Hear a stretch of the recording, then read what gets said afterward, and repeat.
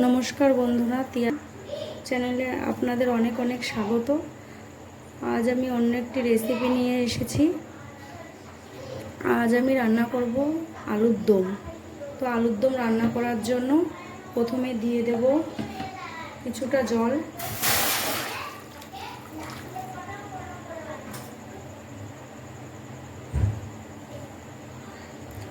আলুর দম করার জন্য এই যে কিছুটা আলু কেটে নিয়েছি, সিদ্ধ করে নেব অল্প।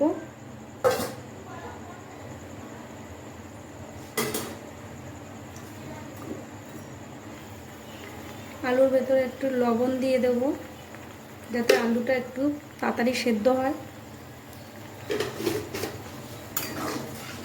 একটু মিশিয়ে দেব লবণটা, ঢাকা দিয়ে দেব যাতে তাড়াতাড়ি একটু সেদ্ধ হয়ে যায়। তো আলুর দম তৈরি করতে আমার সামান্য মশলা লাগবে। জিরে, আদা, শুকনো লঙ্কা, লবণ, হলুদ, তেজপাতা, ব্যাস আর কিছু না। এই কটা মশলা দিয়েই আমি আজকে আলুর দম তৈরি করব। তো মশলাগুলো আমি বেটে নিয়ে তারপরে আবার আসছি। ঢাকাটা তুলে নেব, দেখব কতটা সেদ্ধ হয়েছে।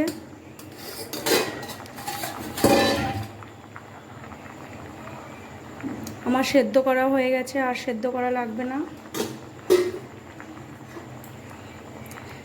নামিয়ে নেব। কড়াটা বসিয়ে দেব, দিয়ে দেবো সাদা তেল।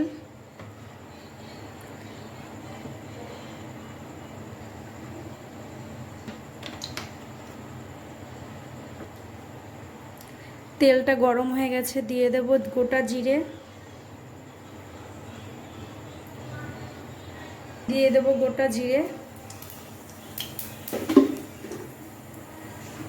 দুটো শুকনো লঙ্কা, দিয়ে দেবো দুটো তেজপাতা,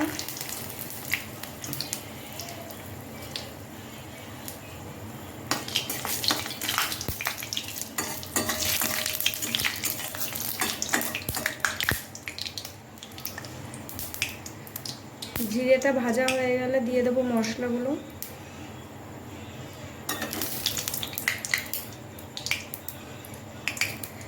এই যে আমি মশলাগুলো বেটে নিয়েছি,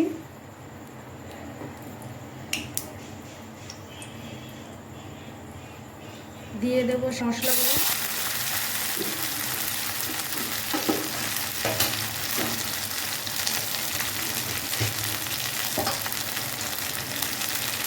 বাটিতে ধুয়ে একটু জল দিয়ে দেবো যাতে মশলাটা পুড়ে না যায়।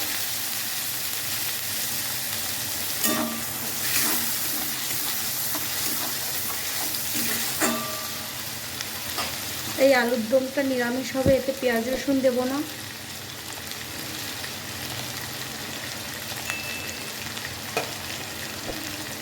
দিয়ে দেবো লবণ, দিয়ে দেবো হলুদ গুঁড়ো, ভালো করে মশলাগুলো কষিয়ে নেব।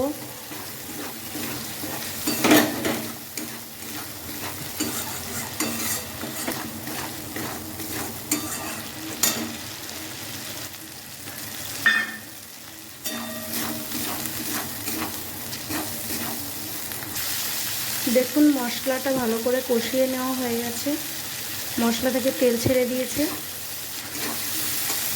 এইবার দিয়ে দেবো সেদ্ধ করা আলুগুলো,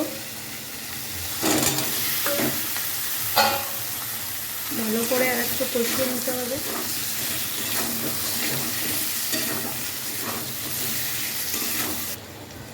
দেখুন আমার আলুগুলো ভালো করে কষানো হয়ে গেছে। পরিমাণ মতন জল দিয়ে দিতে হবে।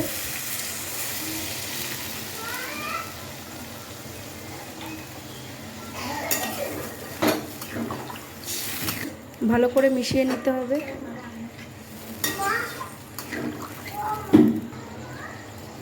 এবার আর একটু ঢেকে দেব।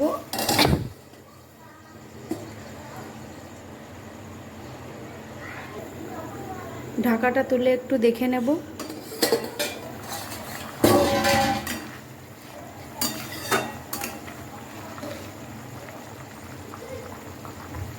আর একটু সেদ্ধ হবে, একটু ঢেকে দিয়ে দিই।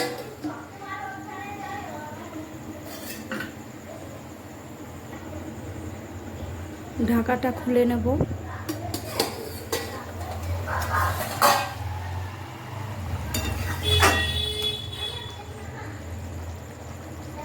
আলুগুলো সেদ্ধ হয়ে গেছে ভালোভাবে।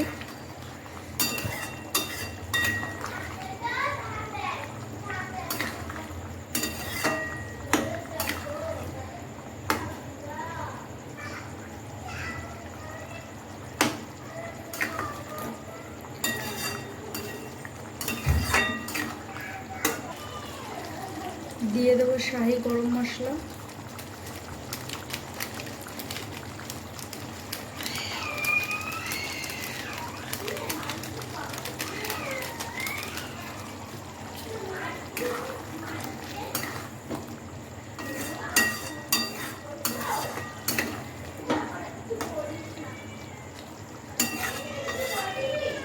তো রেডি আমার আলুর দম, এবার নামিয়ে নেব।